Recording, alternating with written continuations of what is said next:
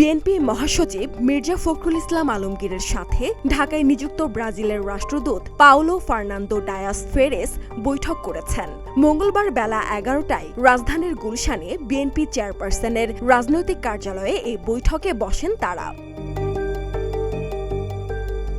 এ বৈঠকে বিএনপির স্থায়ী কমিটি ও চেয়ারপারসনের ফরেন অ্যাফেয়ার্স অ্যাডভাইজারি কমিটির সদস্য আমির খসরু মাহমুদ চৌধুরী এবং দলের সাংগঠনিক সম্পাদক ও চেয়ারপারসনের পররাষ্ট্রনীতি বিষয়ক বিশেষ সহযোগী উপদেষ্টা কমিটি সদস্য শামা ওবায়েদ উপস্থিত ছিলেন।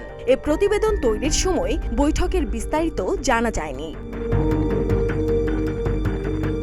এর আগে সোমবার বিএনপি মহাসচিব মির্জা ফখরুল ইসলাম আলমগীরের নেতৃত্ব একটি প্রতিনিধি দলের সঙ্গে বৈঠক করেন বাংলাদেশে নিযুক্ত British high commissioner Sarah cook. Suraiya Shubhra, প্রতিদিনের বাংলাদেশ।